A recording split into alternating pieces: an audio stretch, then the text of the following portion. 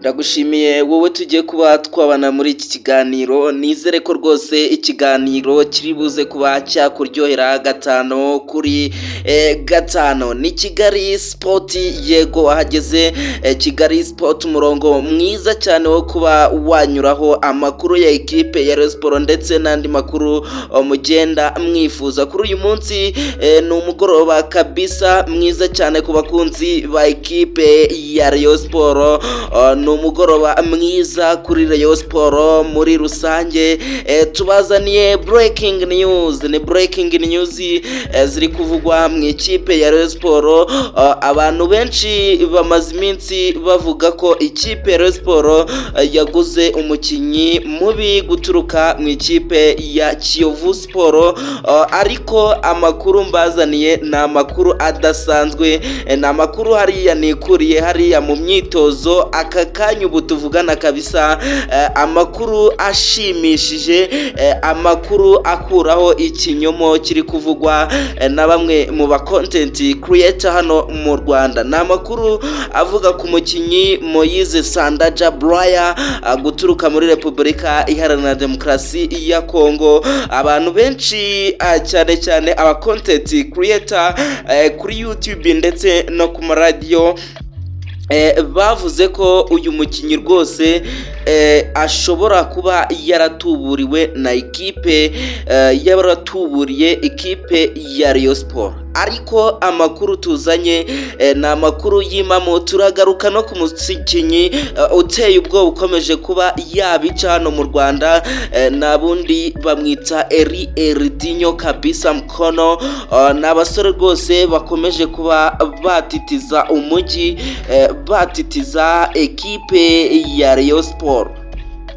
Niba warangije kuba wakanda subscribe, reka tube twakitangirira kuri uyu musore Moise Sandaja Braya. Ariko nizere ko rwose nshuti zanjye za Kigali Sport, Kigali Sport yanyu, nizere ko rwose subscribe ndetse na like, ibitekerezo byose nakubwira mu bihundagazemo gatanu kuri gatanu. Moise Sandaja Braya, umukinnyi ekipe Rayon Sport imaze kuba yagura mu gihugu cya Kongo, ariko avuye mu ikipe ya Kiyovu Sport. Abantu benshi bari kuba bashidikanya kuri uyu mukinnyi, ariko amakuru mbazaniye atari ivumbi kuri uyu mugoroba mu myitozo mikeya yakoze, rwose nuko yakonfirmye abakunzi ba ekipe ya Rayon Sport ku rwego rukomeye cyane. Ibaze ko umukinnyi umwe ajya gutsinda ibitego bigera kuri 3, ni ikibazo cyangwa se ni ibintu biba bikomeye cyane, ni ibintu bidapfa kuba byakorwa n'umuntu wari wese w'umwataka cyangwa se rutayizamu hano mu Rwanda. Yabitsinze rwose bigera kuri 3 yihuta, kwa kundi rwose agenda penetra, acenga azamuka, bimwe muziranye muzi kuri Vinicius Junior. Ahubwo abakunzi ba ekipe Rayon Sport bahise bibaza ngo kuki uyu musore rwose batari bamuguze hakiri kare. Uyu musore yari kuzadufasha rwose gutahiza mu mikino nyafurika, rwose nicyo abakunzi ba ekipe Rayon Sport basigaye bibaza. Ahubwo ariko uyu musore rwose tarafite baro ku kirenge, arakontorora neza cyane. Ni kimwe nk'uyu musore Erdinho kabisa Mkono wo mu gihugu cy'u Burundi kabisa, uherutse kuba yava muri Singida Black Stars hariya muri Tanzania, aza mu ikipe ya Rayon Sport nka nimero nk'umumediateur ukomeye cyane, rwose uje kuba yakinira ikipe ya Rayon Sport.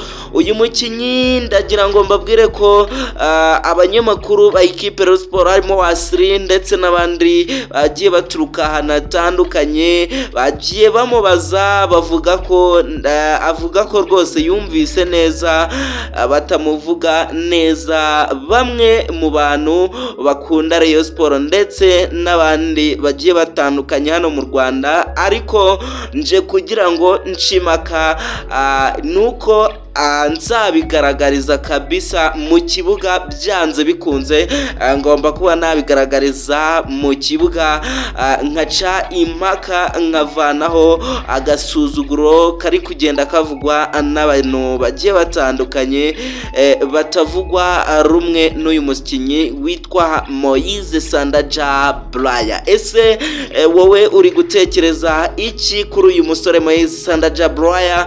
Duhurire muri comment, ugende wanditse muri comment 5 icyo nakubwira cyo uyu musore ni umukinnyi ukomeye ufite baro ku kirenge, utsinda ibitego, ucenga karite zose rwose mu minota mikeya twabashije kuba twamureba.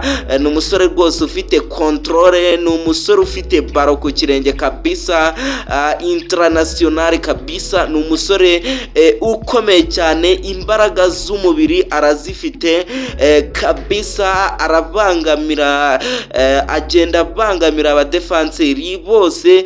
Ni kimwe n'uyu musore rwose witwa Erdinho Mukono, nawe ni umusore rwose uri kugenda ucima kariya mu nzove kabisa, ibitego abana bacenga arambika aryamisha.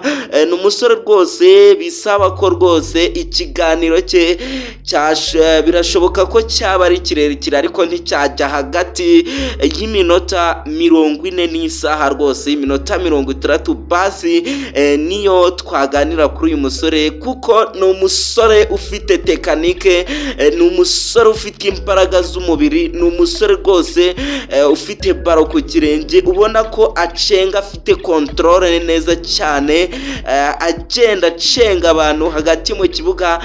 Ndababwiza ukuri, niba hari ibintu ubihakana, niba ari umuntu ubishidikanya, ndagira ngo nkubwire ko ikipe ya Rayon Sport ariyo izaba ifite, ikipe ya Rayon Sport rwose niyo izaba ifite hagati hakomeye mu gihugu cy'u Rwanda. Ubiburana nabyo abivuge, turebe ubundi bwo tujye mu kiganiro maka. Uyu musore Mukono Erdinho kabisa n'uwo musore uzaba uhagaze muri hagati mu kibuga ha Rayon Sport, ndetse afatikanyije n'abandi basore ba ikipe ya Rayon Sport bagiye batandukanye.